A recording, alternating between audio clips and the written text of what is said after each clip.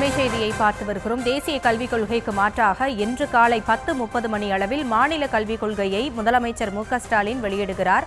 பள்ளிக்கல்வித்துறைக்கான மாநில கல்விக் கொள்கை இன்று வெளியிடப்படுகிறது என்று நேற்றே அறிவிக்கப்பட்டிருந்த நிலையில் சரியாக 10:30 மணியளவில் முதலமைச்சர் மு.க.ஸ்டாலின் மாநில கல்விக் கொள்கையை வெளியிட இருக்கிறார். விவரங்களோடு இணைந்திருக்கிறார் எமது செய்தியாளர் ராஜேஷ். விவரங்களை வழங்கலாம். வணக்கம்.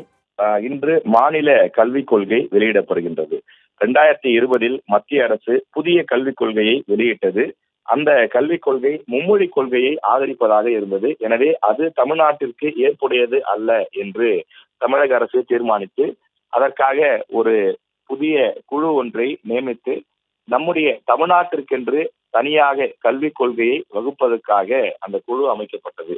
அந்த குழு தங்களுடைய அறிக்கையை கடந்த ஆண்டு சமர்ப்பித்திருந்த நிலையில் தமிழக அரசு அதன் மீது பரிசீலித்து சில கொள்கைகளை மட்டும் அவர்கள் கொடுத்த சில பரிந்துரைகளை மட்டும் நீக்கிவிட்டு மீதி கொள்கைகளை அப்படியே ஏற்றுக்கொண்டதாக தெரிகின்றது.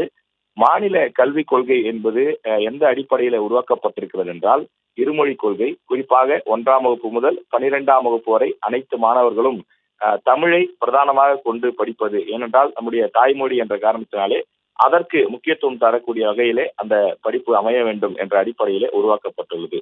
இது தவிர அனைத்து விதமான குழந்தைகளும், அதாவது கற்றல் இடைநிலையோ கற்றல் குறைபாடுகளோ எதுவும் இல்லாத வகையில் ஒரு முழுமையான கல்வி மலையில வசிக்கக்கூடிய மக்களாக இருந்தாலும், மிகவும் பின்தங்கிய நிலையில் இருக்கக்கூடியவர்களாக இருந்தாலும், மாற்றுத்திறனாளிகளாக இருந்தாலும் அனைத்து குழந்தைகளையும் ஒருங்கிணைத்து படிக்க வைக்கக்கூடிய வகையில புதிய திட்டங்களோடு இந்த மாநில கல்விக் கொள்கை உருவாக்கப்பட்டிருக்கிறது.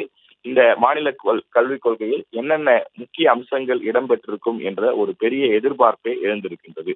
குறிப்பாக 11ஆம் வகுப்புக்கான பொதுத் தேர்வு, தற்போது 11ஆம் வகுப்புக்கான பொதுத் தேர்வு நடைபெற்றுக் கொண்டிருக்கிறது.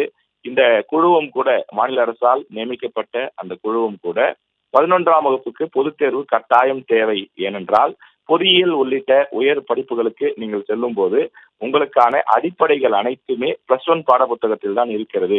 எனவே +1 பாடப்புத்தகம் என்பது அந்த பொதுத் தேர்வு என்பது கட்டாயம் இருக்க வேண்டும். அதனை ரத்து செய்தால் மாணவர்கள் அதிக அளவில் கான்சென்ட்ரேட் செய்து அதனை படிக்க மாட்டார்கள். எனவே 10, 11, 12 இந்த 3 வகுப்புகளுக்கும் பொதுத் தேர்வு கட்டாயம் வேண்டும் என்று பரிந்துரை செய்துள்ளது. ஆனால் பெரும்பாலான பெற்றோர்கள் மற்றும் மாணவர்கள் மத்தியிலே அதற்கு தொடர்ந்து எதிர்ப்பு இருக்கக்கூடிய காரணத்தினால் இன்று +1 தேர்வு ரத்து என்ற அறிவிப்பு வருமா என்ற ஒரு எதிர்பார்ப்பும் நிலவிக் கொண்டிருக்கிறது.